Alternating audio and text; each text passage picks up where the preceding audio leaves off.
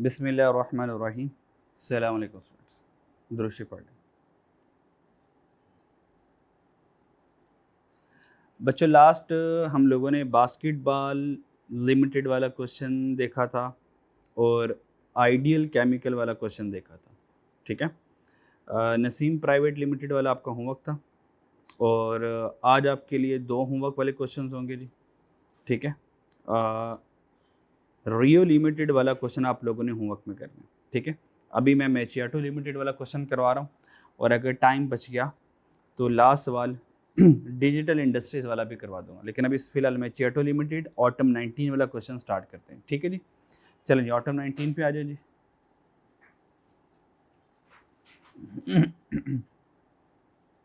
Autumn 19। ठीक है। Question छोटा सा है जी, लेकिन इसकी कैलकुलेशन जो है वो अच्छी खासी हैं। ठीक है जी। अच्छा जी। क्वेश्चन रीड करते हैं।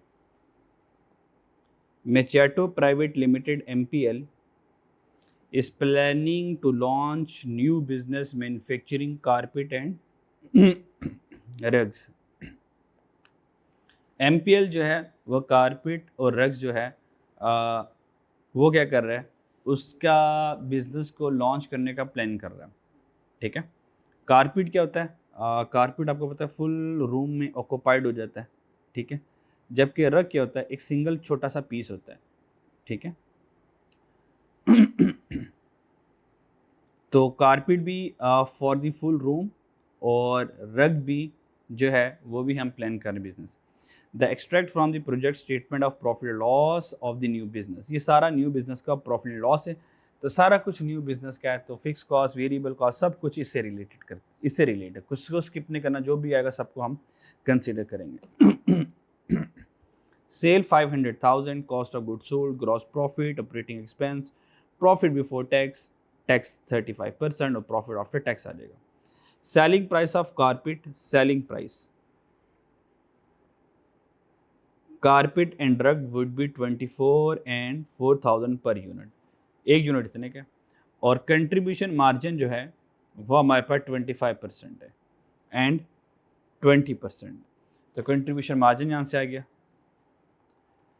Carpet and rugs would be sold in the ratio 1:4, इसका मतलब अगर 4 रग बेचता हूँ तो बदले में एक कारपेट बिकता है मेरा। Requirement number 1, compute the sale revenue, sale revenue compute करते हैं। सेल रेवेन्यू कंप्यूट करते हैं at the break even and margin of safety in units, और margin of safety in units कितने हैं वो मुझे फाइंड कर दे। तो दो चीज़ें फाइंड करनी है जी, एक ब्रेक इवन हमने सेल फाइंड करनी है रेवेन्यू, और एक हमने margin of safety in units find करना है। ठीक है जी, ये दो चीज़ें हम फाइंड करेंगे।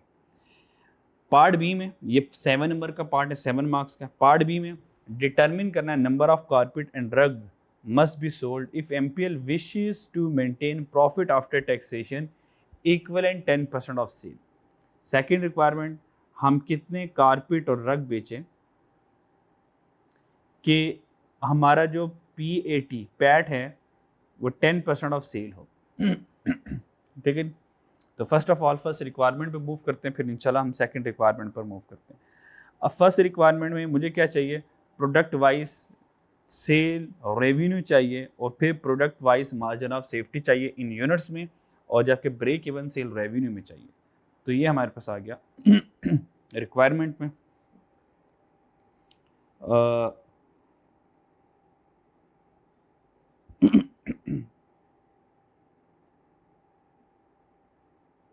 मैचियाटो लिमिटेड है जी, PVT लिमिटेड है, खैर इससे क्या फ़र्क पड़ता है। अच्छा जी, मैचियाटो प्राइवेट लिमिटेड MPL आ गया जी, और हमारे पास रिक्वायरमेंट नंबर अल्फ़ा है जी। क्या करेंगे जी, product wise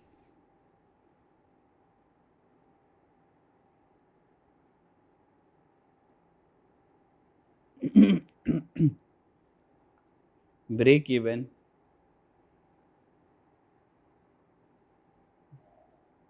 cell revenue,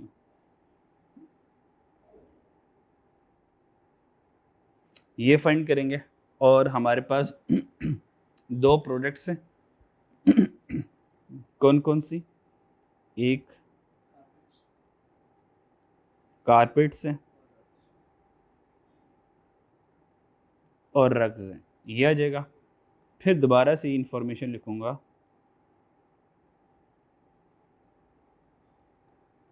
product wise margin of safety था, मार्जिन ऑफ सेफ्टी था लेकिन यूनिट्स में था।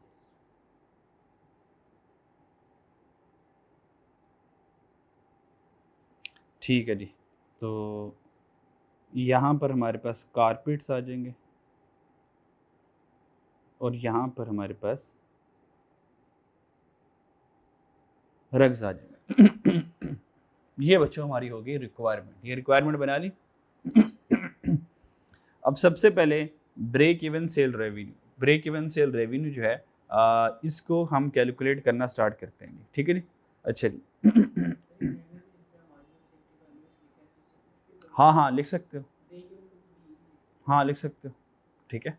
एक बार लिख देना ब्रेक इवन पूरा, आगे बी, एक दफ़ा पूरा ब्रेक इवन लिख के बी यूज़ कर लेना, फिर आगे हमेशा बी यूज़ कर लेना। एक बार मार्जिन ऑफ सेफ्टी को एमएस लिख के फिर हमेशा यही लिख लेना, ठीक है। और अगर एब्रिविएशन भी लिख लो तो एग्जामिनर को ये पता होता है, क्योंकि ये कौन सा बहुत कॉमन नहीं है, तो इस चैप्टर से रिलेटेड कॉमन है, उस क्वेश्चन से रिलेटेड एग्जामिनर को पहले ही पता होगा, ठीक है। तो यूज़ कर सकते हो, उसमें कोई मसला नहीं है। ठीक है जी। प्रोडक्ट वाइज है तो सबसे पहले पार्ट ए की तरफ मूव करते हैं, तो क्या करेंगे, कंबाइन ब्रेक इवन। तो फर्स्ट स्टेप हमारे पास आ गया combined break even sale revenue, combined break even sale revenue formula total fix cost, combine break even sale revenue हमारे पास। अगर combine break even sale revenue है तो बेहतर है हम यूज़ करेंगे कि सी एस रेशियो, तो सी एस रेशियो यूज़ करेंगे तो उससे हमारे लिए ज़रा आसानी हो जाएगी। ठीक है, अच्छा। और एक और हमारे पास और भी चीज़ है यहाँ पे देखें, क्योंकि मुझे number of corporate and drugs, number of corporate and drugs मुझे ये भी फाइंड करने हैं, ठीक है, मुझे ये भी फाइंड करने हैं। और मार्जिन ऑफ सेफ्टी भी फाइंड करना है, मार्जिन ऑफ सेफ्टी हमारे पास यूनिट्स में, ठीक है। अगर मार्जिन ऑफ सेफ्टी यूनिट्स में, तो मार्जिन ऑफ सेफ्टी अगर इन यूनिट्स में, तो फॉर्मूला क्या यूज़ करूँगा मार्जिन ऑफ सेफ्टी के लिए जी,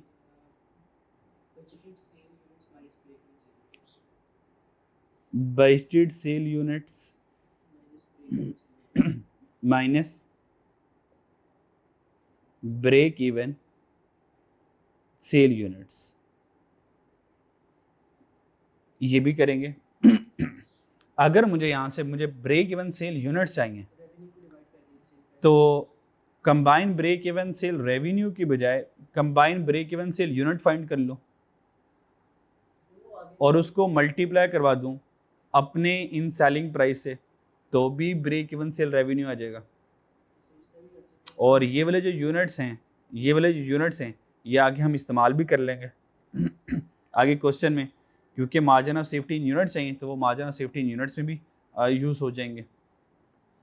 और फिर determine the number of carpets and rugs, carpet और रग्स को हमें डिटर्मिन करना है, वहाँ से वो भी हो सकते हैं, कर सकते हैं, वो भी वैसे भी कर सकते हैं। तो दोनों तरीके मौजूद हैं आपके पास। अगर आप ब्रेक इवन से रेवेन्यू से चलना चाहो, ब्रेक इवन से रेवेन्यू से चलना चाहो, वो भी चल सकते हो। और अगर चलना है ब्रेक इवन यूनिट से, तो ब्रेक इवन यूनिट से भी चल सकते हो, दोनों चल सकते हो, आंसर में कोई फ़र्क पड़ने वाला नहीं है। जी, अब बताओ कैसे चलना है, combine break even sale revenue से चलें, ठीक है, डिवाइड करने से कोई इशू नहीं है, ठीक है। तो चलना चाहिए सी एस रेशियो, तो कंट्रीब्यूशन टू सेल, अगर मैं सी एस रेशियो से चलता हूँ, वो आ जाओ, ये आ गया, तो divided by C S ratio आ गई। ठीक है जी। आ जाए जी, वर्किंग पेयर आ जाए। तो वर्किंग नंबर 1, वर्किंग नंबर 2, और यहाँ पे जो सी एस रेशियो लूँगा वो वेटेड एवरेज वाला लूँगा। तो वर्किंग नंबर 1 कर लेते हैं जी। वर्किंग नंबर 1 है हमारे पास टोटल फिक्स कॉस्ट।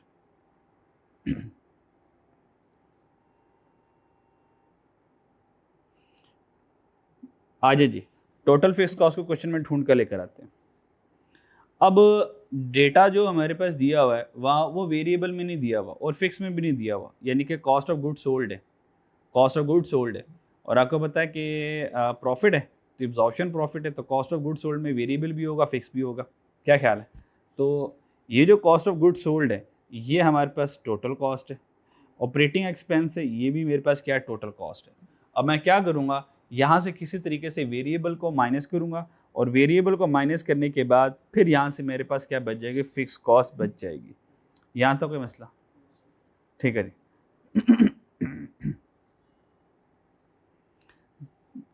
तो टोटल फिक्स कॉस्ट मुझे फाइंड करनी है, और टोटल फिक्स कॉस्ट फाइंड करने के लिए फॉर्मूला क्या होगा मेरे पास, total fix cost is equal to total cost minus total variable cost.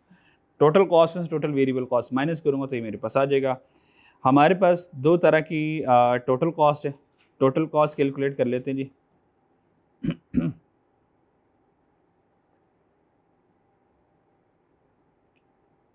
Total cost आ जाए जी, एक हमारे पास है 360 और एक हमारे पास है 90, दोनों को ऐड कर लें, 360 प्लस 90 कितना हो गया, 450। 360 प्लस 90 आंसर कितना आ गया, 450। इसमें से माइनस कर दें वेरिएबल कॉस्ट। अगर इसमें से वेरिएबल कॉस्ट माइनस कर दूं तो मेरे पास टोटल फिक्स कॉस्ट आ जाएगी। यहाँ तक कोई प्रॉब्लम? ठीक है जी। अब वेरिएबल कॉस्ट के लिए चेक करें, कहीं पर बताया कि ये जो टोटल कॉस्ट है इसमें से इतने परसेंटेज वेरिएबल कॉस्ट है, बताया उसने? नहीं। अब वेरिएबल कॉस्ट के लिए उसने हमें इंफॉर्मेशन नहीं दी। अब वेरिएबल कॉस्ट के लिए अगर इंफॉर्मेशन नहीं दी तो वेरिएबल कॉस्ट, पूरे सवाल में नज़र मारो कोई ऐसा तरीका है जहाँ से वेरिएबल कॉस्ट हमारे पास आ सकती है, जहाँ से वेरिएबल कॉस्ट हमारे पास आ सकती है, नज़र मारें ज़रा। जी ठीक है, वेल डन, बहुत अच्छे। ये कारपेट का और रग का कंट्रीब्यूशन मार्जिन दिया हुआ है। अगर कंट्रीब्यूशन मार्जिन ये हमारे पास, कंट्रीब्यूशन मार्जिन ये हमारे पास 25%, ठीक है, सेल 100 पर होगी, तो इसका मतलब यहाँ से हमारे पास वेरिएबल कॉस्ट कितनी होगी जी, 75%, और यहाँ से वेरिएबल कॉस्ट कितनी होगी जी, 80% होगी। ये मुझे पता चल गया, जानता कोई मसला? इसका मतलब ये है कि मुझे अब इन कंट्रीब्यूशन मार्जिन को, यानी कि वेरिएबल कॉस्ट 75% का पता चल गया और यहाँ से वेरिएबल कॉस्ट 80% का पता चल गया। अब इनको यूज़ करके मैं क्या करूँगा, वेरिएबल कॉस्ट तक पहुँचूँगा। ठीक है, अच्छा अब मुझे ये बताओ, ये जो टोटल कॉस्ट फाइंड की है 450, ये 450 किस किस के टोटल कॉस्ट है? दोनों की। यानी कि ये जो 450 है ये कारपेट की भी है और रग की भी है, तो फिर वेरिएबल कॉस्ट भी कारपेट और रग दोनों की चाहिए होगी। Yes sir no? ओके, तो ये आ गया वर्किंग 1। तो अब वेरिएबल कॉस्ट के लिए मुझे अलग वर्किंग करनी पड़ेगी, तो इसके लिए वर्किंग करते हैं, वर्किंग 1 की आगे एक्सटेंशन करूँगा 1.1, तो यहाँ से आ जाएगा मेरे पास आंसर, इधर आ जाएगा, इधर कर लेते हैं, working 1.1, so that's a total variable cost. ये टोटल वेरिएबल कॉस्ट मेरे पास आ जाएगा। डन जी। अब टोटल वेरिएबल कॉस्ट मुझे चाहिए रग्स का और कारपेट का, तो यहाँ से आ जाएगा कारपेट, इसकी वेरिएबल कॉस्ट क्या आएगी, और यहाँ से रग्स जो है उसकी वेरिएबल कॉस्ट कितनी आएगी। क्लियर है? अच्छा जी, तो वेरिएबल कॉस्ट के लिए हमने टोटल वेरिएबल कॉस्ट चाहिए ना, क्या चाहिए जी, टोटल वेरिएबल कॉस्ट चाहिए। तो टोटल वेरिएबल कॉस्ट के लिए हम क्या करेंगे, वेरिएबल कॉस्ट तो है ही नहीं मेरे पास, वेरिएबल कॉस्ट तो है ही नहीं, तो टोटल मुझे वेरिएबल कॉस्ट चाहिए। क्या टोटल वेरिएबल कॉस्ट के लिए फॉर्मूला यूज कर सकता हूँ? Selling price per unit multiply by number of unit sold कर दूं तो सेल रेवेन्यू आ जाता है। लेकिन अगर ये सेलिंग प्राइस पर यूनिट 100 पे बढ़ा हुआ है तो इसके जो परसेंटेज है, यानी कि यहाँ से यूज़ कर सकता हूँ सेलिंग प्राइस पर यूनिट है जी, और उसको मल्टीप्लाई करवा दूँ वेरिएबल कॉस्ट से, ठीक है, वेरिएबल कॉस्ट की परसेंटेज के साथ, ठीक है। तो ये आ जाएगा वेरिएबल कॉस्ट की परसेंटेज। तो ये वेरिएबल कॉस्ट आ जाएगी मेरे पास, यस और नो। और इसको मल्टीप्लाई करवा दूं यूनिट्स प्रोड्यूस्ड से, किसे जी? यूनिट सोल्ड नहीं, यूनिट प्रोड्यूस्ड से। तो ये देखें मेरे पास इस फॉर्मूले के अंडर टोटल वेरिएबल कॉस्ट आ जाएगी। क्या देखिए बात समझ लगती है? ओके, अब आ जाए जरा अब लिखवाएं सेलिंग प्राइस कारपेट की कितनी है, गिवन है क्वेश्चन में। सेलिंग प्राइस ये 2400 और 4000 पर यूनिट है, 24,000 और 4000 आ गई। तो ये हमारे पास आ जाएगा 24,000 और ये आ जाएगा हमारे पास 4000, ठीक है। इसकी परसेंटेज क्या थी कॉस्ट की? 75%, उसकी 80%। तो ये आ जाएगा 75%, ये आ जाएगा 80%। अब नेक्स्ट मेरे पास क्या रह गया? नेक्स्ट क्या रह गया?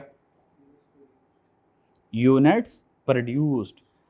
अब यूनिट प्रोड्यूस मेरे पास तो है ही नहीं है, तो दोबारा वर्किंग 1.2 एक और वर्किंग बनाऊंगा यूनिट्स प्रोड्यूस के लिए। वहां से ये यूनिट प्रोड्यूस ढूंढ कर लेकर आऊंगा, क्योंकि यूनिट प्रोड्यूस तो है ही नहीं मेरे पास, नहीं है, नहीं है। लेकिन उसने ये बताया कारपेट और रुक को 1:4 के अंदर सेल करता हूँ। तो 1:4 के अंदर सेल करूंगा तो 1 में प्रोड्यूस्ड भी हो रहा है, अब मुझे क्या करना पड़ेगा? यहाँ से नंबर ऑफ यूनिट्स फाइंड करने पड़ेंगे कि मैं कारपेट और रग बना कितने रहा हूँ। मेरे पास समझ लगी? चलो आ जाओ फिर। तो देख रहे हो वर्किंग पर वर्किंग ओपन होती जा रही है। अब हम एक और वर्किंग पर आगे, उसका नाम है वर्किंग 1.2 यूनिट्स, बोलो बच्चों, प्रोड्यूस्ड और सोल्ड, दोनों यही हैं।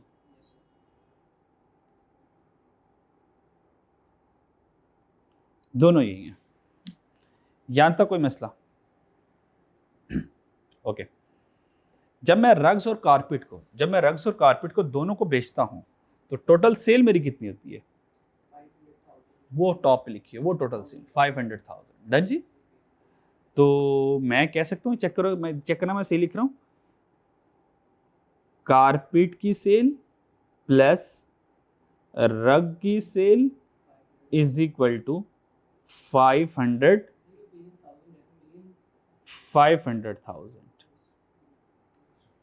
सही लिखा मैंने?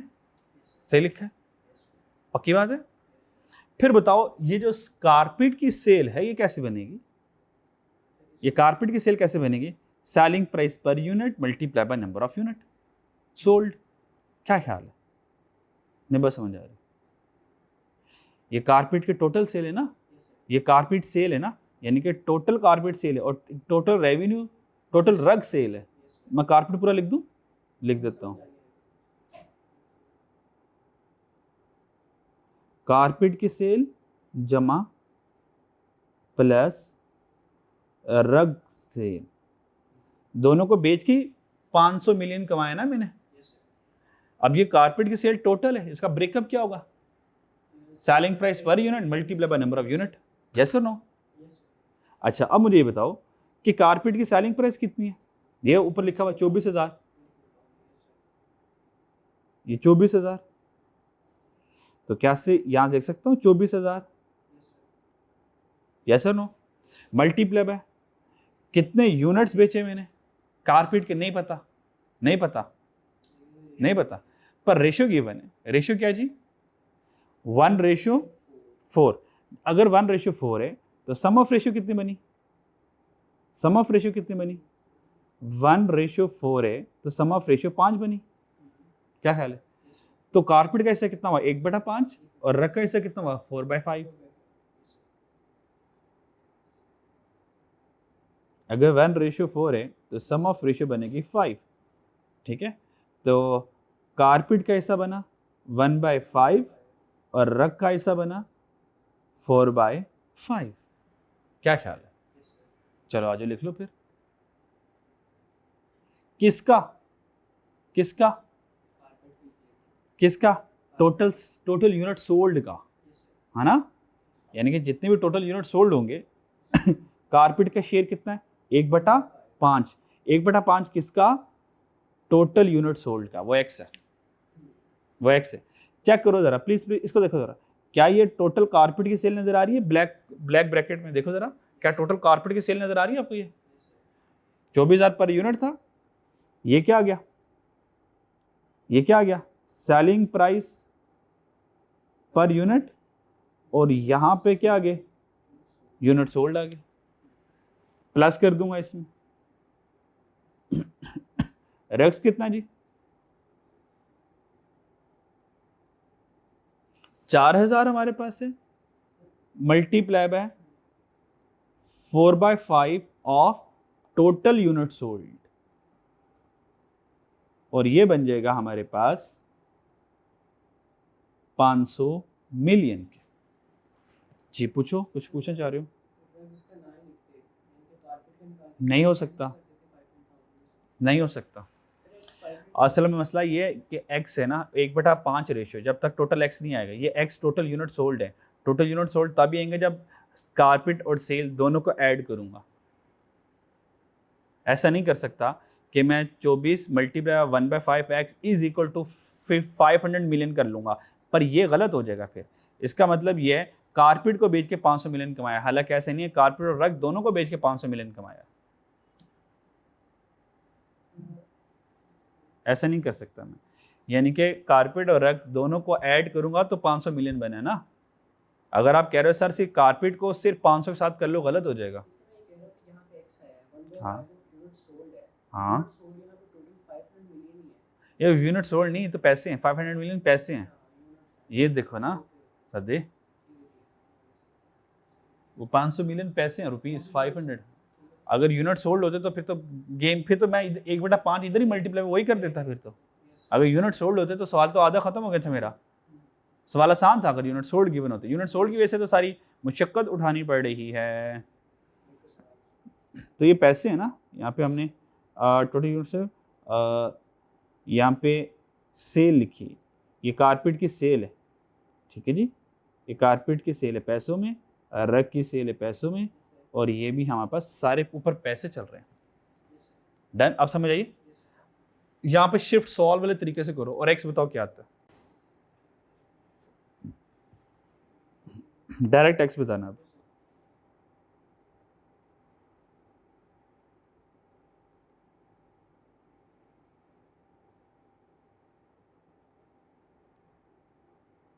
ये टोटल यूनिट सोल्ड आ जाएंगे।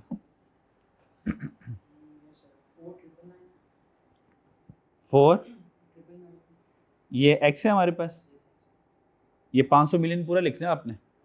मैं भी कर लूँ एक मरतबा, कर लूँ, पक्की बात है। 4, ओके ठीक है, आ जाओ ज़रा। कैसे किए? 24,000 मल्टीप्लाई बाय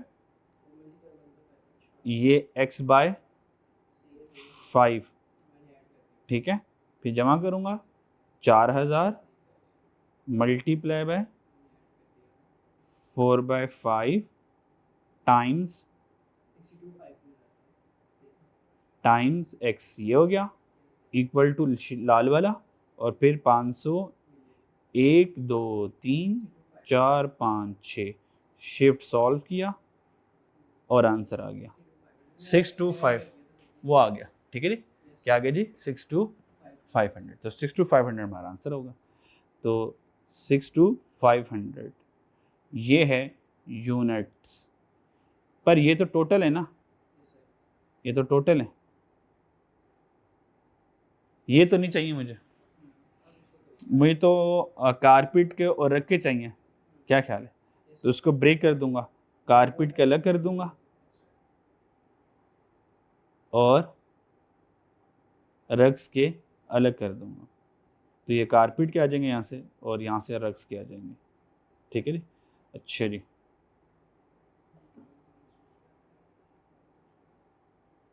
कारपेट्स, रग्स, ये इतना मुश्किल भी नहीं है। अब इसका करेंगे 1/5 4/5। अब समझ आइए आपको?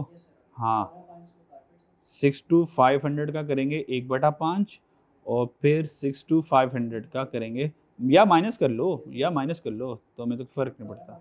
12,500 और 50,000। ओए होए होए, ये रक्स को तो बेचना बेवकूफ़ी है फिर। 50,000 बेचूंगा तो ब्रेक इवन आ रहा है। नहीं नहीं, सॉरी सॉरी, ये तो यूनिट सोल्ड है अभी तो यूनिट सोल्ड है। ये अब आपके पास यूनिट सोल्ड भी आ गया, यहाँ तक कोई मसला? तो इन्हीं को तो ढूंढने नहीं आए थे हम, मिल गए। चलो अब आओ इनको इनकी जगह पे पार्क करके आते हैं। तो ये कहाँ पे पार्क होंगे जनाब? ये यहाँ पे पार्क होंगे ना, इनकी ये पार्किंग है, पार्किंग एरिया इनका ये वाला है, क्या ख्याल है? ये पार्किंग एरिया इनका ये वाला है, और जो पार्क कर दो 12,500, 12,500 और ये आ गया 50,000। यहाँ तक कोई मसला? चलो जी, अब बताओ, ये आ जाएगी टोटल वेरिएबल कॉस्ट, ये आ जाएगी टोटल वेरिएबल कॉस्ट। जी जनाब, टोटल वेरिएबल कॉस्ट कितनी आती है? बस मिलियन लिख दोगे, ख़त्म करो। 225 मिलियन और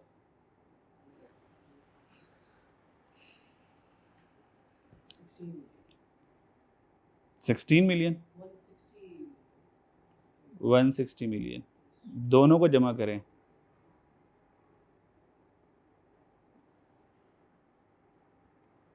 जी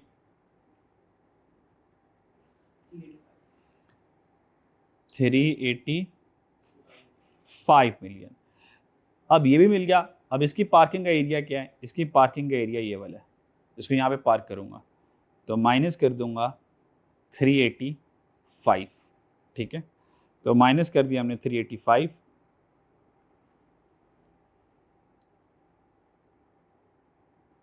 और ये हमारे पास आंसर आ गया, मेरे पास कितना आंसर आ गया? 65।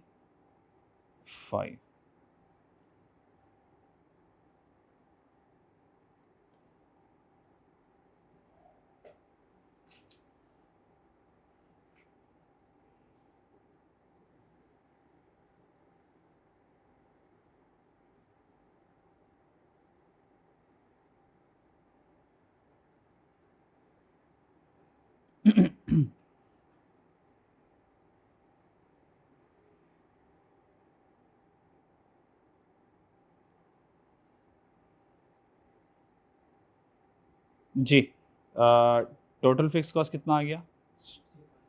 60, ये 65 मिलियन। यहाँ से हमारे पास ये टोटल फिक्स कॉस्ट मेरे पास आ गया। अब चेक करें तो इस टोटल फिक्स कॉस्ट के लिए मुझे कितने कैलकुलेशंस ओपन करनी पड़ेगी? लास्ट वाला, यूनिट सोल्ड वाला। ठीक है, तो स्टार लगा लेते हैं इसके ऊपर, इसको ज़रा रिवीजन में अच्छे से देखे जाएंगे फिर। 65 मिलियन मिल गया हमें, चले आ जाएं ज़रा।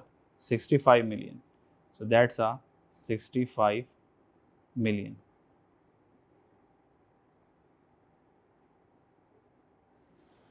ये चार्जर पड़ेगा यहाँ से।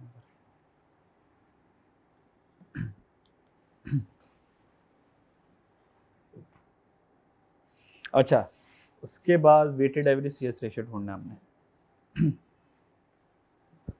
बस ये पकड़ा दो मुझे, बस पकड़ा दो, ठीक है, जज़ाकल्लाह, बस छोड़ दो। ठीक है, हाँ हाँ ठीक है, लग जाएगा। ये इसके ऊपर आता है, डाइस के ऊपर नहीं आएगा, छोड़ दो बस। ठीक है ठीक है, रहने दो बस। ठीक। लटकने दो। चलो तुम क्यों, ओह वो ऑफ हो गया।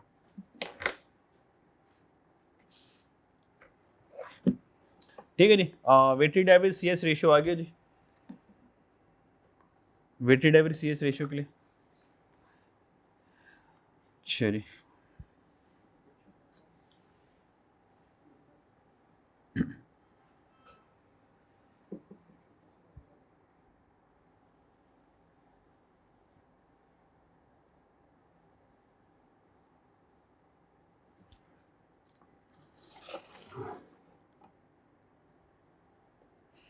Weighted average C S ratio, ठीक है। अब weighted average C S ratio से भी चल सकते हो, कंट्रीब्यूशन चल सकते हो। किससे तय किया, किससे चलना है? Weighted average C S ratio से तय हुआ, ठीक है जी, इससे चलते हैं।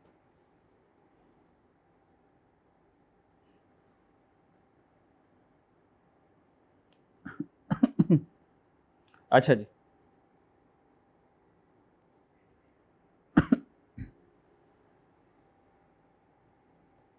वर्किंग नंबर 1 हमारी सारी हो गई, और वर्किंग नंबर 2 पर आ जाए। Working number 2 is about the weighted average C S ratio.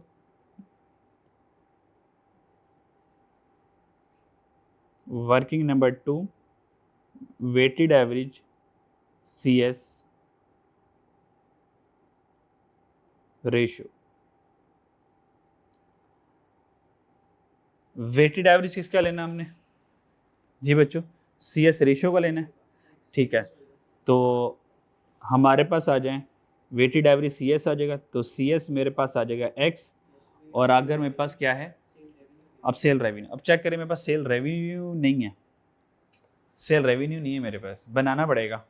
Units आ गए, यूनिट्स आ गए ना मेरे पास दोनों के, ये यूनिट्स आ गए, ठीक है। ये वाले 12,500 को 24,000 से मल्टीप्लाई करूंगा, फिर 50,000 को 4,000 से मल्टीप्लाई करूंगा, फिर टोटल सेल रेवेन्यू आ जाएगा। अगर आपने सी से चलना है, और अगर आप कंट्रीब्यूशन चलते हो तो फिर 12,500 और ये 50,000 दोनों यूनिट ये यूज़ कर लोगे, ठीक है। बात समझ लग गई ना? अगर सी से चलना है तो फिर मजबूरी है, अगर सी से चलना है तो इसको मल्टीप्लाई करवाएंगे इससे, फिर तो रेवेन्यू बनेगा ना, और इन दोनों को मल्टीप्लाई करेंगे रेवेन्यू बनेगा। और अगर कंट्रीब्यूशन से चलते हैं तो फिर यही यूज़ करना पड़ेगा, फिर ये यूनिट यूज़ करना पड़ेगा, और वहाँ पे जाकर सेलिंग प्राइस से मल्टीप्लाई करके रेवेन्यू आ जाएगा। तो अभी भी मौका है, सी से चलना है सी से चल सकते हैं, कंट्रीब्यूशन से चलना उससे चल लेते हैं, इसी से चलें, ठीक है जी, इसी से चलते हैं जी।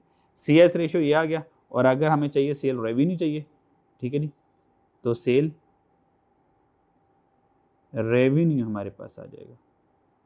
तो सेल रेवेन्यू हमारे पास डब्ल्यू आ गया, और सी एस रेशियो हमारे पास एक्स आ गया, ठीक है जी, क्लियर? अच्छा जी, ये डब्ल्यू आ जाएगा, वेट्स आ जाएंगे, और ये हमारे पास ये आ जाएगा। चलें जी, सी एस। अब कंट्रीब्यूशन टू सेल रेशियो, अब कंट्रीब्यूशन टू सेल रेशियो बच्चों, अब मुझे क्या चाहिए? कंट्रीब्यूशन चाहिए। तो कंट्रीब्यूशन मेरे पास आ सकता है कारपेट का और रग का, कारपेट का और रग का कंट्रीब्यूशन आ सकते हैं जी मेरे पास। कारपेट आ गया और रग आ गया जी बच्चों, क्या कंट्रीब्यूशन आ सकता है मेरे पास कारपेट का? कारपेट का कंट्रीब्यूशन कैसे आ जाएगा? Selling price per unit multiply by contribution margin, multiply by contribution margin की परसेंटेज, सीएम कंट्रीब्यूशन मार्जिन लिख लो सीएम। ये करूंगा तो कंट्रीब्यूशन आ गया, चेक करो ये सही सही लिखा हुआ मैंने, पक्की बात है? अच्छा तो लिखवाओ ज़रा, फिर कारपेट कैसे बनेगा? कैलकुलेशन में कर लेता हूँ। कारपेट कितना था? 24,000, और कंट्रीब्यूशन मार्जिन कितना था? 25%, पक्का पक्की बात? 25% आ गया, कितना आ गया? 6,000 आ गया, ये 6,000 आ गया कारपेट, ठीक है। इसी तरह रग भी मुझे लिखवा दें, 4,000 था और उसका 20% था जी। रग कितना आ गया जी? 8,000 या 800? 800 आ गया। ये ओ ये कंट्रीब्यूशन है, अभी तो उसको सेल से डिवाइड करना है, ठीक है। हाँ, क्या ख्याल है? अभी भी बदलने का ऑप्शन है हमारे पास, क्योंकि अब दोबारा इसको सेल से डिवाइड करूंगा, फिर सेल रेवेन्यू कैलकुलेट।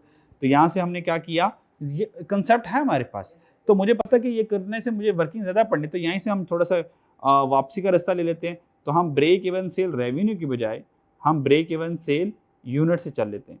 तो यूनिट से चलेंगे तो चीज़ें बहुत ज़्यादा सीधी पड़ी हुई हैं। तो ब्रेक इवन सेल यूनिट्स और weighted average contribution per unit आ जाएगा,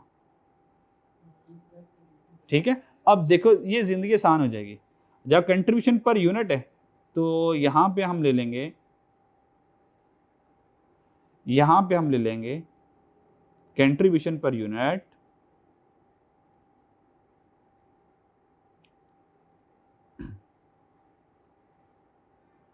कंट्रीब्यूशन पर यूनिट, ये 6000 चक्र कंट्रीब्यूशन पर यूनिट ही है, डन, ये आया हुआ है। तो अगर कंट्रीब्यूशन पर यूनिट है तो यहाँ पे सेल यूनिट्स ले लेंगे, क्या ख्याल है? सेल यूनिट्स हमारे पास डब्ल्यू आ गए, और सेल यूनिट पहले मेरे पास ही हैं, वो तो पहले ही मेरे पास है 12,500, 12,500 और 50,000, डन। और अगर बताना है कि 12,500 कहाँ से लेकर आए हैं, तो वर्किंग 1.2 से लेकर आए हैं। तो रेफरेंस अगर देना चाहो तो यहाँ पे दे सकते हैं, वर्किंग 1.2 से 12,500 और 50,000 आए, डन जी। अब आपके पास एक्स और डब्ल्यू आ गया, और एक्स भी आ गया, डब्ल्यू आ गया, तो बस ठीक है, यहाँ से कहानी ख़त्म। Weighted average contribution per unit direct calculator से सॉल्व करने के बाद बस आंसर ही बता दो, आंसर ही बता दें जी।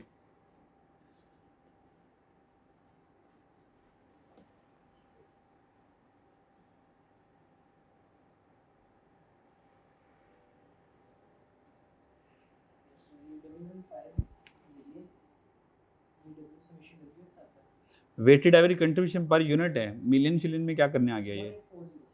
हाँ, वाह, ज़रूरत नहीं है, मतलब डब्ल्यू एक्स को ज़रूरत नहीं है, बस सरा क्या आंसर आ रहा है?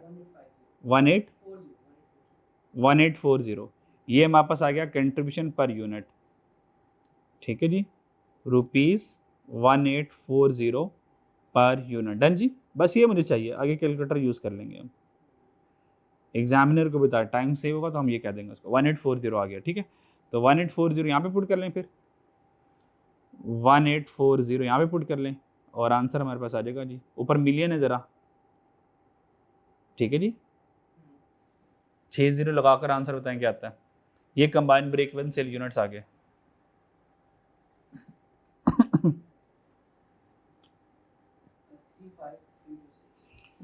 क्या जी? 35326 यूनिट्स, ये यूनिट्स आए, ये combined break even sale units आ गए।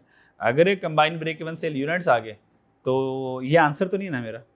अब इसको प्रोडक्ट वाइज करना है ना, प्रोडक्ट वाइज करना है। अब आ जाए यहाँ पे, तो 35326 कारपेट में क्या करेंगे, 35326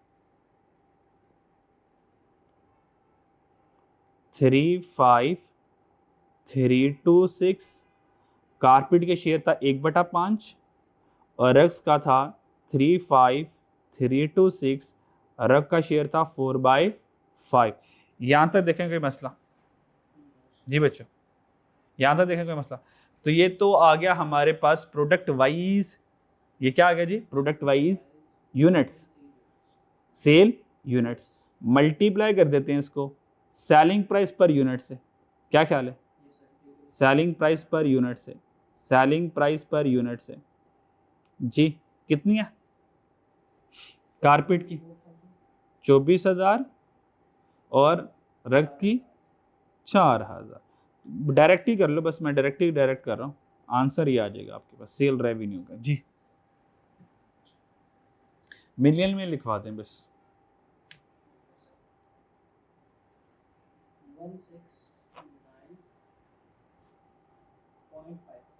$169.56 मिलियन जी।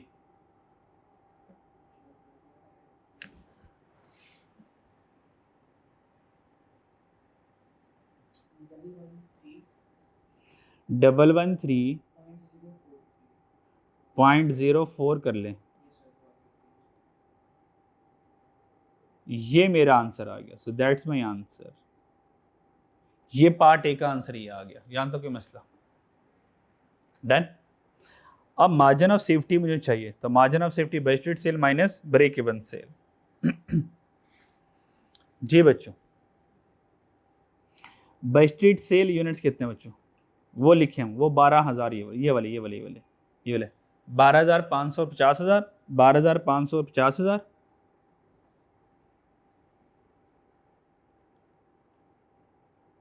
12,500 और 50,000।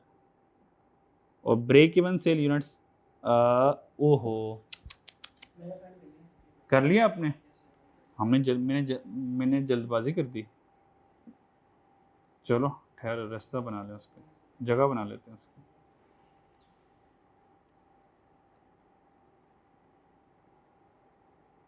यहाँ से यूनिट्स की तो जगह अपने बचानी थी ना।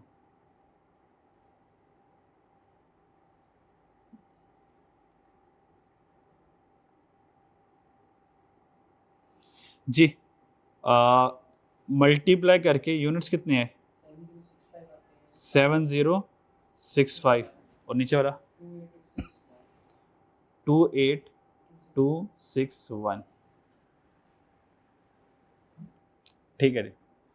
सो 7065, 28261, लो जी, ये आंसर हमारे पास आ जाएगा। 5435, 5435 और 21739। तो चेक करें 5,000 कारपेट कितना मैं प्रॉफिट में हूँ। ये 5,435 प्रॉफिट वाले यूनिट्स हैं। मार्जिन ऑफ सेफ्टी का मतलब कि ये प्रॉफिट वाले यूनिट्स है, इसका मतलब बिजनेस प्रॉफिटेबल है, मतलब लाजमी करूँगा मैं तो। क्लियर है? डन। ये सवाल की रिक्वायरमेंट नंबर 1 ख़त्म। तो चेक करें मैं कितना टाइम लगा, और नंबर कितने थे इसके? 7 नंबर के लिए था ये। हाँ, कम से कम ये 10 से 12 नंबर का होना चाहिए, या 10 नंबर तो होने ही चाहिए कम से कम। पार्ट बी देखते हैं जी। पार्ट बी कह रहा है determine number of carpet and drug that must be sold. मैं चाहता हूँ कि प्रॉफिट आफ्टर टैक्स का, ठीक है, नंबर ऑफ कारपेट और ड्रग कितने बेचूं अगर मैं profit after tax equal to 10% of sale. Profit after जो टैक्स है वो 10% ऑफ सेल है, यानी कि 10% ऑफ सेल मैं रखना चाहता हूँ। ठीक है, और 10% ऑफ सेल के बाद मुझे बताएं कि कितने हम कारपेट बेचें और कितने हमें रग्स बेचने चाहिए। ठीक है, अच्छा जी।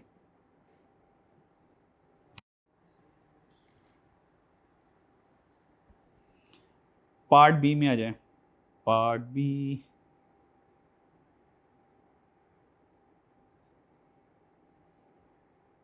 यहाँ पे सॉल्व कर लेते हैं।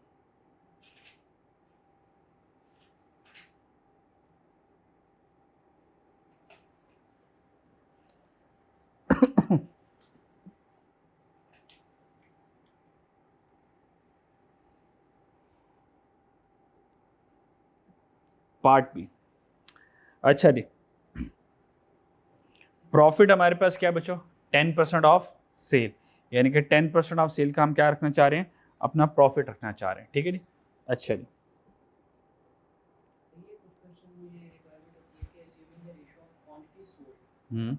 क्वांटिटी सोल्ड का मतलब होता है कि आपने कंबाइन ब्रेक इवन यूनिट से चलना है।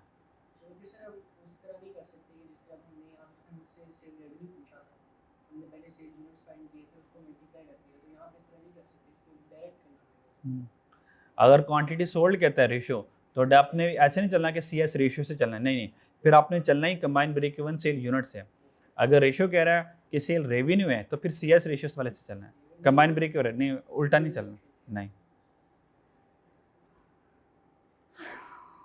चला जी, अच्छा जी। सबसे पहले हम लिखते हैं कि प्रॉफिट की इक्वेशन हमारे पास है क्या। प्रॉफिट की equation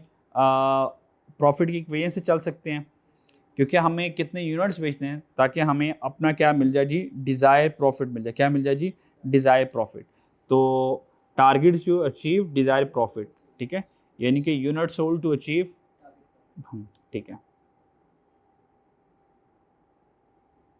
unit sold to achieve target profit, short समझ लीजिएगा टीपी, ठीक है जी। यहाँ तो कोई मसला, फॉर्मूला क्या है इसका जी,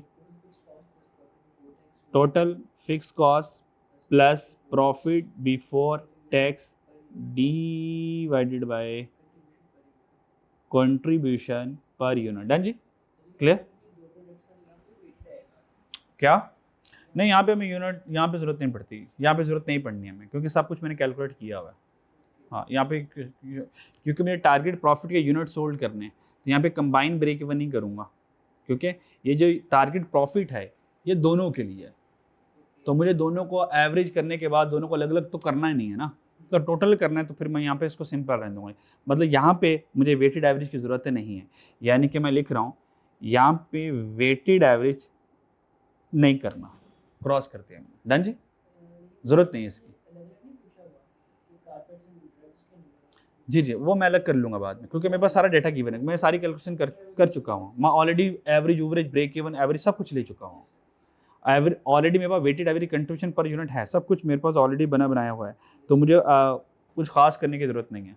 ठीक है, ये जो मैंने सॉल्व किया है, आपने मुझे बताया था ये वाला, ये weighted average contribution per unit है ऑलरेडी, तो इसी को लूँगा दोबारा। ठीक है, तो ये हम ऑलरेडी सब कुछ कैलकुलेट करेंगे, इसलिए मुझे दोबारा वेटेड एवरेज लिखने की ज़रूरत नहीं है, पर लिख लो, ठीक है, रेफरेंस के तौर पर। अच्छा जी, तो यहाँ से फिर लिख लो कंबाइंड यूनिट सोल्ड है, पहले कंबाइन आ जाएंगे फिर इनको अलग अलग कर लेंगे।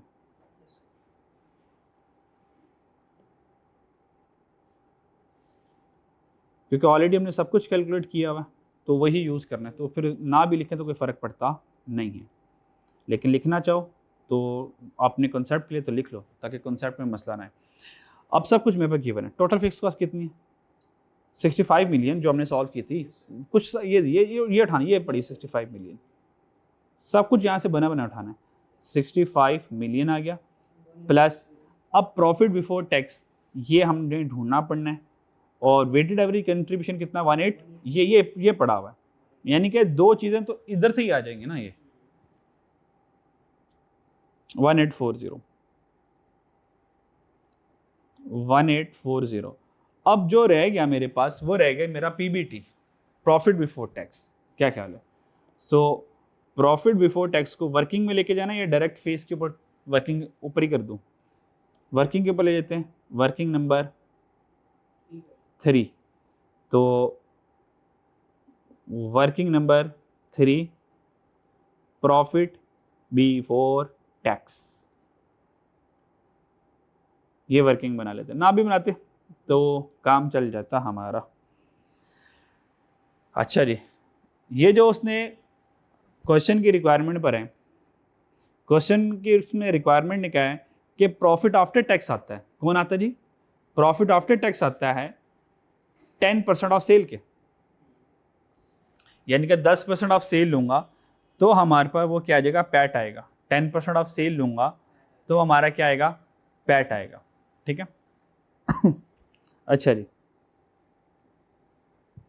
अब अगला सवाल ये कि सेल लेनी कौन सी है। अगला सवाल मेरे पास ये है कि मुझे जो सेल लेनी है वो सेल कंसीडर कौन सी करनी है, और टोटल यूनिट्स हमारे पास कितने हैं।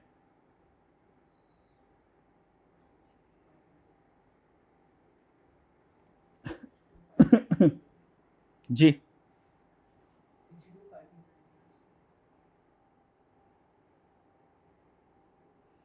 ये जो 10% हमने 10% ऑफ सेल लेना है, 10% ऑफ सेल लेना है हमने, ये 10% सेल किसका लेना है, क्या इसका लेना है 500 मिलियन का, या हमें लेना है न्यू वाली सेल रेवेन्यू का, ये बजटेड सेल यूनिट्स का, किसका लेना। अब यहाँ से आपको कन्फ्यूजन आएगी कि वो जो मुझे सेल लेनी है वो सेल कौन सी लेने वाली है। कहता वो वही तो नहीं पता मुझे, वो नहीं पता मुझे, क्योंकि अब सवाल बदल गया। यानी कि सवाल ये है टारगेट प्रॉफिट जो है वो 10% ऑफ सेल है। वो कितनी सेल होगी मुझे नहीं पता, क्योंकि उसके यूनिट्स बदल गए हैं। अब यहाँ से यूनिट्स बदल जाएंगे। यानी कि ये सेल तो 500 मिलियन है ना, ये 500 मिलियन है, ठीक है। अगर मैं इतना प्रॉफिट रखना चाहता हूँ और ये जो प्रॉफिट है ये 10% ऑफ सेल के इक्वल है, यानी कि इक्वेशन ये है, ये पीबीटी मुझे चाहिए। क्या चाहिए जी? पीबीटी चाहिए। तो प्रॉफिट बिफोर टैक्स ये कैसे आता है? प्रॉफिट आफ्टर टैक्स का टैक्स कितने परसेंट है? 35। तो ये होगा 65%, ये 0.65 है, ये है। ये बात समझ आ रही है? पक्की बात है। फिर ये जो आगे पैट है ना, ये पैट, ये 10% ऑफ सेल के बराबर है, ये 10% ऑफ सेल के बराबर है। यहां तक देख लो जरा, ये 10% ऑफ सेल के बराबर है। पक्की बात। ये जो पैट है ये है 10% ऑफ सेल, यानी कि 10% ऑफ सेल किसकी? ये 10% ऑफ सेल है ना, 10% ऑफ सेल किसकी? कारपेट प्लस रग की, दोनों के सेल का 10% है पैट। नहीं बात समझ आ रही?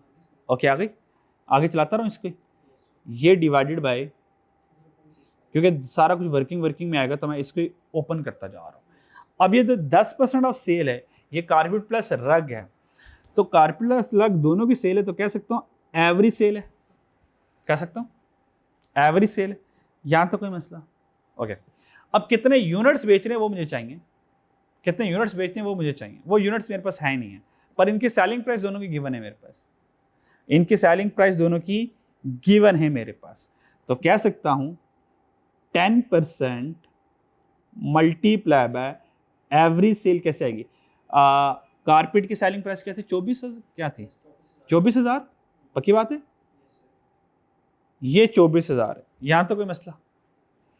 उसका 1/5 कारपेट का था और रग की सेल क्या थी? 4,000 और उसका कितना था मेरे पास? सॉरी, मल्टीप्लाई बाय 4/5, ये हमारे पास आ जाएगी एवरेज सेलिंग प्राइस। यहां से मेरे पास क्या आ जाएगी? एवरेज सेलिंग प्राइस किसका? रुको रुको रुको रुको, अभी लिखना नहीं, अभी लिखना नहीं, अभी लिखना नहीं है।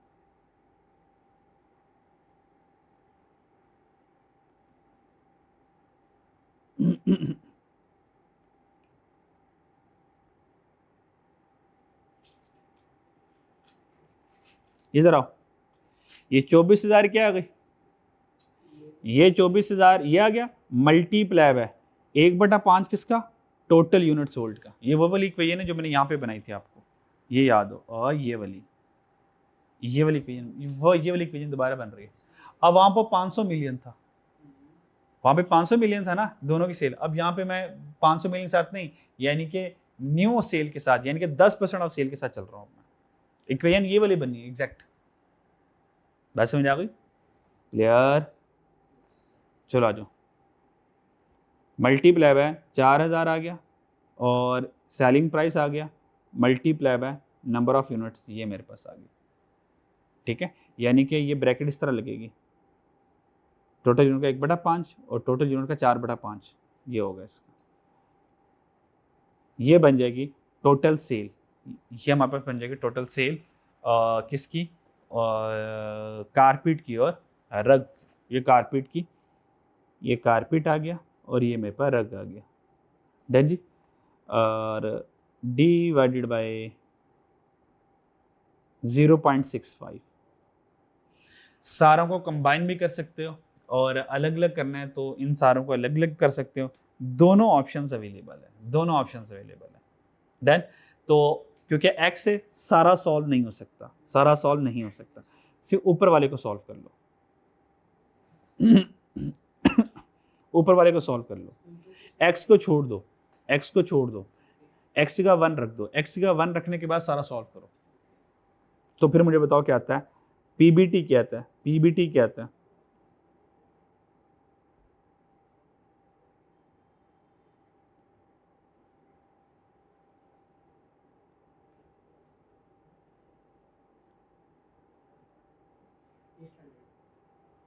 कितना आ गया 800, क्योंकि x साथ मल्टीप्लाई हो नहीं सकता तो 7x ऐसे ऐसे लगाऊंगा मैं। मेरी बात समझ लगी। और ये मैंने कैसे सॉल्व करवाया, x की जगह आपको 1 पुट करवा के, ठीक है, ताकि 7x वैसे ही आ जाएगा। और डिवाइडेड बाय क्या था 0.65। अभी भी ये डिवाइड हो सकता है, 800 डिवाइड बाय 0.65 तो x आ जाएगा, पर हम छेड़ते नहीं, हम इसको एज इट इज डिज़ाइन को लिख लेते हैं। 800x डिवाइडेड बाय 0.65, ठीक है। यहाँ से अब हम कंबाइन यूनिट सोल्ड यहाँ तो देखो कोई मसला। अब कंबाइन यूनिट, अब मुझे क्या चाहिए, यहाँ से क्या चाहिए x चाहिए, यहाँ से क्या चाहिए x चाहिए। क्लियर, यहाँ तक देख लो कोई मसला। ये वाला x होगा बच्चों, ये x क्या था कंबाइन यूनिट सोल्ड, और ये क्या है ये भी x है। अब इस सारी इक्वेशन को सॉल्व करें।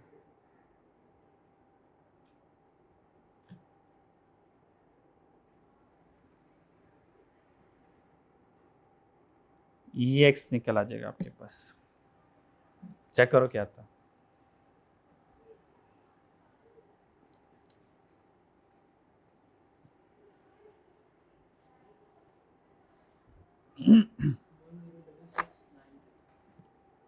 वन 106692, ये 106692 ये तो कंबाइन ब्रेक इवन है ना, क्या ये मेरा आंसर है? ये तो कंबाइन है। तो अब इसमें से कारपीट के अलग कर लेते हैं और रग के अलग कर लेते हैं। कारपीट का कितना आ जाएगा 1/5 और रग का कितना आ जाएगा 4/5। ये मेरा आंसर आ जाएगा। चलो ले लो इसका 4/5 1/5। तो अब इतने यूनिट बेचूंगा और उतना टारगेट प्रॉफिट मुझे मिल जाएगा।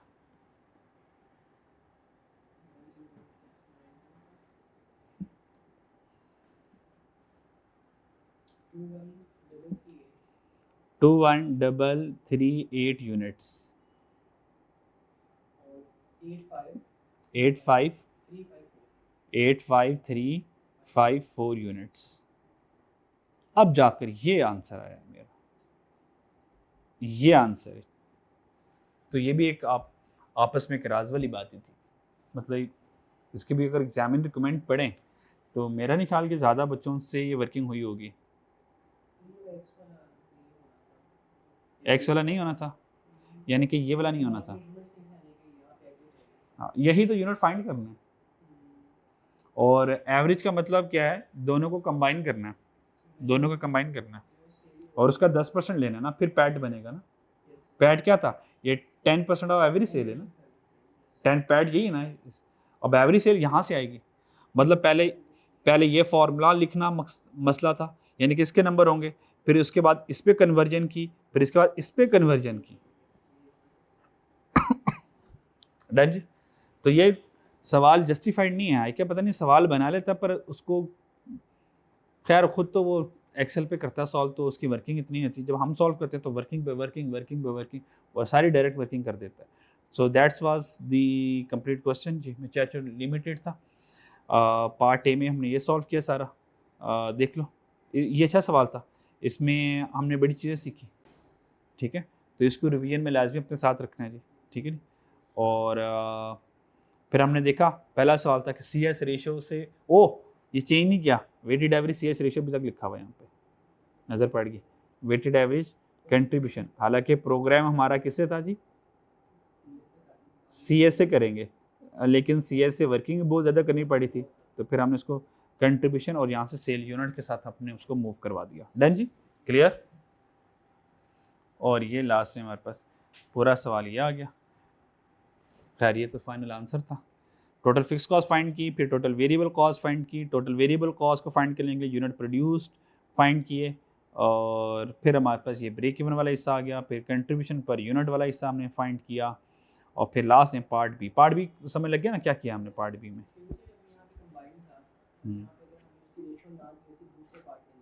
रेशियो ना दी तो कुछ सॉल्व ही नहीं होना था, हो नहीं सकता था।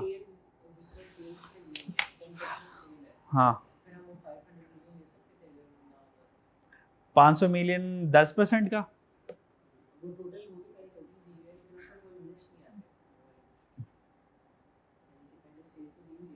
अगर ये 1/5 और 4/5 ना होते, अगर 1/5 4/5 ना होते तो आप कहते 500 मिलियन ले लेता, नहीं लेता, क्योंकि 500 मिलियन जो है, जो 500 मिलियन जो है वो 32,500 मिलियन प्रॉफिट की सेल है। यानी कि अगर इतना प्रॉफिट चाहता हूँ तो 500 मिलियन की सेल करूँगा, तो 500 मिलियन ही लेता हूँ, तो इसका मतलब प्रॉफिट तो 32,500 होना चाहिए, प्रॉफिट आफ्टर टैक्स। और प्रॉफिट बिफोर टैक्स 50,000 आना चाहिए। चेक करें मेरा कितना आया, एमी मेरा कितना आया, 50,000 ना। प्रॉफिट बिफोर टैक्स, इस एक्स की जगह पुट करें ये वाला 106692, एक्स में पुट करें 106692 मल्टीप्लाई बाय 800 डिवाइड बाय 0.65 करें, तो चेक करें ये प्रॉफिट बिफोर टैक्स का सिर्फ कैलकुलेशन करें तो कितना आता है। बस एमी करवा रहा हूँ, ज़रूरत नहीं है, कोई ज़रूरत नहीं है। 800 और 106692 पुट करें डिवाइड बाय 0.65 करें, आंसर कितना आया 131 ना आंसर डेसिमल डिवाइड में आ रहा, आंसर ग्रेटर आएगा, लाखों में मिलियंस में आंसर निकलना है। अच्छा 131.31 मिलियन, तो चेक करो वो तो 50,000 था, ये 131.31 मिलियन पे आ रहा है, तो बहुत फर्क है। क्लियर हो गया? हाँ ठीक है। तो मेरा तो ये था कि मैं एक और सवाल करवा दूं, पर अब वो पॉसिबल नहीं है। लास्ट सवाल रह गया जी हमारे पास। इसके अलावा अब आ जाए, अब मैक्सिमम ये मुश्किल सवाल मैं करवा चुका हूँ, ये मैक्सिमम मुश्किल सवाल था, क्योंकि ये वो सवाल थे जो कि कैफ 8 लेवल के सवाल थे। ठीक है, अब इसके बाद कैफ 3 लेवल के सवाल, लाइट सवाल शुरू हो जाएंगे। डन जी, क्लियर। लास्ट सवाल मैं कल करवाऊंगा, फिर हमारा ये चैप्टर खत्म हो जाएगा, मेरी तरफ से खत्म हो जाएगा। फिर इंशाल्लाह ताला हम स्टैंडर्ड, कॉस्टिंग और वेरिएंस के ऊपर चले जाएंगे, जो कि हमारा अच्छा खासा वो भी लेंथी चैप्टर चलेगा। लास्ट सवाल मेरा क्वेश्चन नंबर 9 होगा। ठीक है, क्वेश्चन नंबर 8 और 7, ये दोनों सवाल ऑटो इंडस्ट्रीज वाला, रियो लिमिटेड वाला, ये दोनों सवाल आज आप होमवर्क में करेंगे। आज आपके ऊपर जिम्मेदारी ज़्यादा है। डन, ये करेंगे। ये करने के बाद कल मैं DIL करवाऊंगा और रेड लिमिटेड वाला सवाल ये होमवर्क में आएगा, और इसके बाद कौन कौन से होमवर्क में आएंगे वो सुन लें आप। ठीक है, बस कल मैंने एक और करवाना है, डिजिटल इंडस्ट्रीज लिमिटेड वाला सवाल, ऑटम 17 वाला मैं करवाऊंगा, और इसके अलावा अब आपके हिस्से में कौन कौन से वो सुनते रहें आप, ये सारे करने हैं। मैं ये नहीं कह रहा कि ओवर द नाइट कर लें, या हर एक दिन 2-2 कर लें, यानी कि 2-2 MCQ उसको एक दिन कर लें तो हो जाएगा। अच्छा जी, ऑटम 17 मेरे हिस्से में सवाल रह गया ये वाला, 12 नंबर का सवाल है, सवाल लेंथी है, चीज़ें इसके अंदर ट्रिकी हैं, तो ये वाला मेरे हिस्से में क्लास में आएगा। ठीक है जी, ये मैं क्लास में करवा दूंगा। डिजिटल इंडस्ट्रीज़ वाला ये मैं कल करवा दूंगा। ऑटम 17 ये मेरे हिस्से में आएगा। डन जी। अच्छा, ऑटम 17 मेरे हिस्से में आ जाएगा। क्वेश्चन नंबर 16 करवा चुका। 17 बास्केटबॉल वाला ये भी मैंने करवा दिया था क्लास में, और सैफ्रॉन वाला भी मैंने क्लास में करवा दिया था। हो गया था ये कि नहीं हुआ था? सैफ्रॉन वाला शायद नहीं हुआ था, हाँ ये नहीं हुआ था, ये होमवर्क में करेंगे आप लोग। ठीक है, लिख लें, सैफ्रॉन लिमिटेड होमवर्क में होगा। 8 नंबर का सवाल है, छोटा सवाल है, मेरी जरूरत नहीं पड़ेगी आपको, अब मैंने इससे मुश्किल सवाल करवाए हैं। और मैचैटो मैंने करवा दिया अभी। रेड लिमिटेड वाला होमवर्क में है, रियो लिमिटेड वाला होमवर्क में है, ये होमवर्क में करने हैं। इनमें से जो नहीं होगा मुझे बताना, वो मैं कर दूँ। फिर आगे यूरेनस होमवर्क में, KCL खान कॉरपोरेशन वाला, ये आसान सवाल है कंपैरेटिवली, इसलिए मैं ये नहीं करवा रहा। लेकिन अगर आपको लगे कि नहीं सर ये मुश्किल चल रहा है, तो फिर मुझे बता दीजिए, फिर मैं सॉल्व करवा दूंगा। तज़ीम वाला होमवर्क में रोज़ के 2-2 करने आप लोगों ने। फिर EIL वाला होमवर्क, टाइटैनिक लिमिटेड वाला होमवर्क। अगर इनमें से जो नहीं होगा फिर कह रहा हूँ मुझे बता दीजिएगा। चलो यार, ये उसकी वजह से। अच्छा जी, 2000 ऑटम 25 आ गया, और स्प्रिंग 26 का रेसेट इंडस्ट्रीज लिमिटेड वाला, क्योंकि स्प्रिंग 26 का लेटेस्ट सवाल है, तो ये मैं आपको करवा दूंगा रिवीजन में। ये रिवीजन में आ जाएगा, बेशक ये होमवर्क में ना करना। तो इस तरह से CVP के आपके सारे लेटेस्ट पास पेपर कवर हो जाएंगे। डन, अब जब आ जाएगा पास पेपर CVP से, इंशाल्लाह आप लोग कर लोगे। क्लियर हो गया? ठीक है, ठीक है जी। इन सारे सवालों को ज़रा देख लीजिएगा। ठीक है, ये वाला लास्ट वाला मैं रिवीजन में करवा दूंगा। बाकी जो जो मैंने आपको होमवर्क में किया है, रोज के 2-2 करेंगे ना, तो इंशाल्लाह ताला 3 दिन में आप कवर कर लेंगे सारा सीवीपी। अभी जब मैं वेरिएंस करवाऊंगा ना, वेरिएंस में, तो वेरिएंस में के पास पेपर में पहुंचते पहुंचते कम से कम भी मुझे हफ्ता लग जाएगा या कम से कम 4 दिन लग जाएंगे। तो आपके पास मार्जिन है सीवीपी वाले सवालों को कवर करने का, आपके पास मार्जिन होगा डिसीजन मेकिंग के सवालों को कवर करने का। तो आप तो ये कवर कर लीजिएगा। ठीक है जी बच्चों, अपना ख्याल रखिएगा। अल्लाह हाफिज़।